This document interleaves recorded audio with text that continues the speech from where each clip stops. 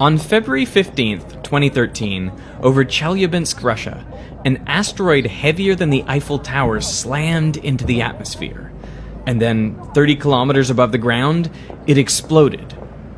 This violent event was brighter than the sun, but so high up that it was silent for a full 90 seconds after the blast, which only made the devastation worse. So you see all these videos. People, look at what was that? They see the smoke trail in the sky, and oh, that's amazing.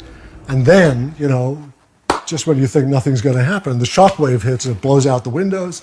1,000 people got glass in their face, in their eyes, because they're looking through the windows. The shockwave damaged thousands of buildings and injured 1,500 people.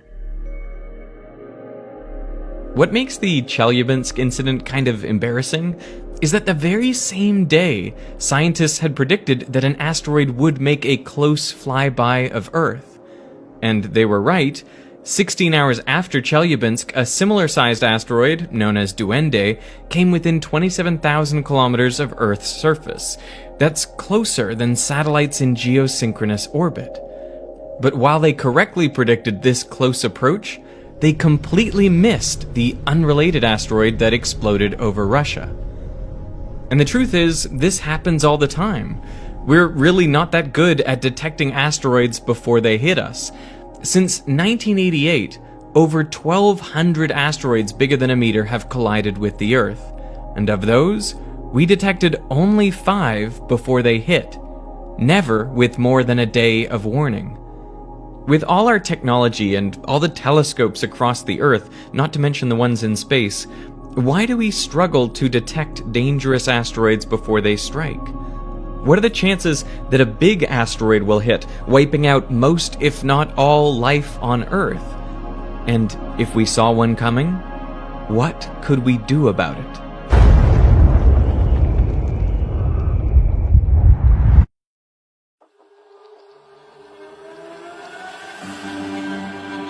Asteroids are the leftover debris from when our solar system formed. 4.5 billion years ago, rocks and dust clumped together into molten protoplanets. Inside, heavy elements, metals like iron, nickel, and iridium, sank into the core, leaving lighter silicate minerals on the surface. Some of these protoplanets grew into the planets we know today, but many more collided with each other, breaking into pieces.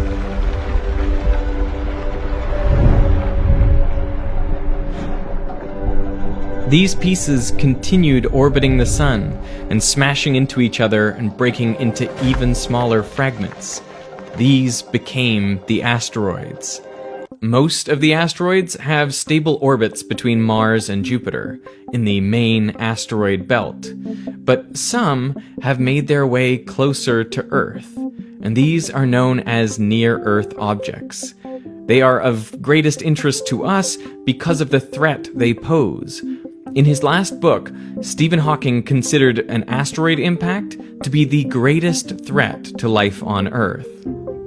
But finding asteroids is difficult for several reasons. Most are spotted by ground-based telescopes. So what you do is you take a sequence of pictures, 1, 2, 3, 1, 2, 3, 4, and you look for essentially a moving dot.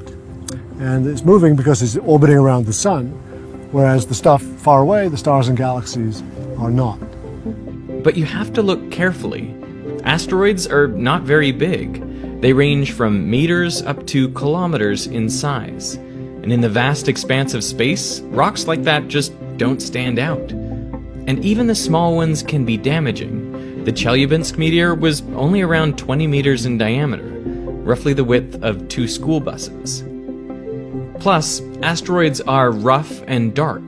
They only reflect around 15% of the light that hits them. So our best chance to see them is when they're fully illuminated by the sun.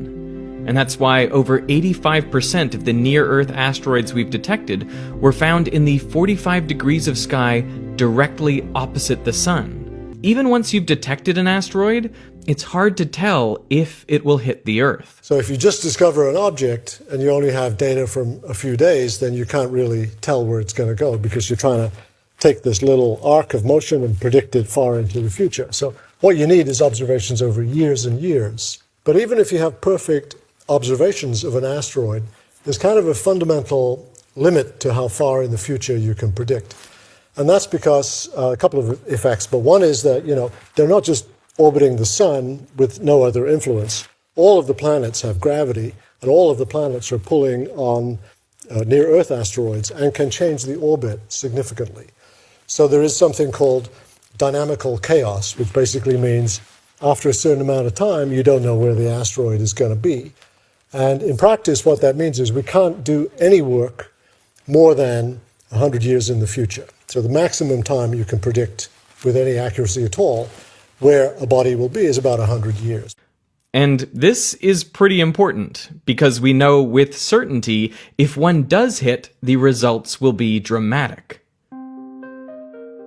This is Barringer Crater in Arizona. An impact at high speed is not like you're throwing a stone into a brick wall, and it makes a hole and sticks in there, or just bounces off. It's explosive. It's like totally explosive. So the kinetic energy of the projectile comes in maybe 30 kilometers per second. The kinetic energy of the projectile is big enough to completely vaporize the projectile. It turns it into a gas. And that gas is super hot and super high pressure. And it explodes, and it blows out the crater. So the projectile doesn't really exist after the impact. I mean, little pieces can survive. But this 50-meter body was basically obliterated. The 50-meter asteroid, not that much bigger than Chelyabinsk, released the energy equivalent of 10 megatons of TNT. That's over 600 times the energy of the Hiroshima bomb. So the thing that most closely resembles a meteorite impact is a very large nuclear explosion.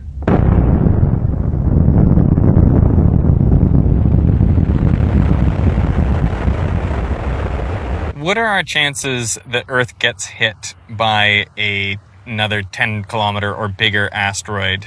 In your lifetime, assume you live to be 100 years old, you have a 10-kilometer impactor like the KT extinction event every 100 million years or something like that.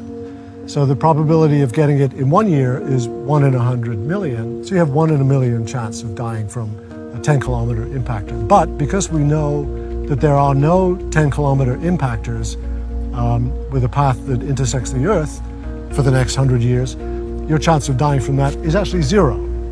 So work done already has reduced that down, from 1 in a million to nothing. So the good news is there won't be another dinosaur-style extinction event in our lifetimes. But there are exponentially more asteroids of smaller sizes. For every 10-kilometer asteroid, there are roughly 1,000 1-kilometer asteroids, and they're still capable of doing a lot of damage. 1 or 2 kilometers is capable of causing local but massive damage. So that means, instead of wiping out the entire world, you would wipe out the equivalent of some European country, like France or Germany, to mention 2 of my favorites. So you would obliterate those countries with the impact of a 1 or 2 kilometer sized body. Do we know about all the 1 to 2 kilometer bodies that could hit us? We think that we know 90-something%, maybe 98% of those bodies have been identified, and we have their orbits, and we can make reasonable predictions for the next 10 years or something about where they'll be. And we seem to be okay at the moment. But, what about the ones that are just a little bit less than a kilometer? What about the ones that are 800 meters? That's still pretty savage if it hits. And this is possibly where the greatest threat of asteroids remains. A few hundred meters is large enough to obliterate a large city, but small enough that we haven't detected them all yet. We're missing a lot of 100-meter sized projectiles, and those guys are big enough to cause substantial damage on the Earth, depending on where they hit. So it could destroy a city? Yeah, it would knock down the buildings in the city, it would cause citywide fire, and if it hit the ground, it would throw up ejecta that would come back down and rain on the ground. It would be high-speed ejecta that would obliterate a 100-kilometer zone around it. And this could happen tomorrow? Well, it could, yeah. If we saw a big one coming, what's our best bet for, I mean, could we do anything about it? What would we do about it? Is there anything we can do to actively... No, there's nothing we can do. I was on a committee that looked at that, okay, like 10 years ago. Like, what could we do? One option would be to try to bomb it. It's the standard thing. We don't know how that would work out. Even when you got it there, and even if you could explode it on the surface or in the surface, it's not clear what you would do, because typically what happens is you blow up a body and the fragments move out, they expand out, but not very quickly, and then gravity pulls them back together again. So it would reform as a rubble pile if it was not already a rubble pile to begin with, which it probably would be because of past impacts. So blowing up a rubble pile is something that we don't really know about. Another idea is you could be all gentle and attach a rocket to the asteroid and just try to push it aside. Let's nudge it aside. Instead of trying to blow it up, let's just push it gently aside so that it deflects it and it doesn't hit the Earth. The trouble is, when you work out the numbers, none of the rockets that we have can push it around enough. You would have to keep the rockets attached to the surface, which we don't know how to do. Remember, it's a rotating body for centuries to have a significant effect on the motion of the asteroid. So forget bombs, forget attaching rockets. Ablating the surface, basically you boil the surface with a laser. We don't have any lasers powerful enough and probably can't make lasers powerful enough to do that from the Earth. We would have to take the lasers to the object, which is even more difficult. The idea that you could wrap an asteroid in cooking foil, aluminum cooking foil, is another nice one. That may be a good one, the best one, but it still doesn't really work because we don't know how to do that. We don't have a way to launch enough cooking foil to wrap up an asteroid and change its radiative properties, which would itself move the asteroid around. So the truth is, to be honest, we do not have a way now to deflect a kilometer-sized asteroid at all.